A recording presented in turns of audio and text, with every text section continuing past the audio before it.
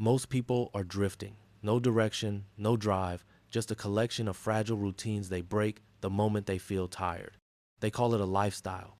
I call it system failure. A routine is a suggestion. A ritual is a performance. Neither has consequences.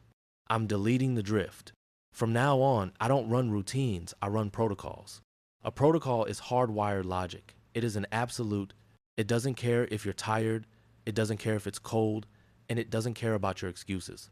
It's a command that must be executed. I am subject alpha. This isn't a self-help channel. This is a laboratory. I am the test subject for the life protocol system. I am hard coding my finances, my time, and my health into a fail-safe OS. If the protocol breaks, there is a penalty. If the code fails, I pay the tax. The experiment has begun. If you're tired of being a bug in your own system, it's time to rewrite your code. Log entry 001, system online.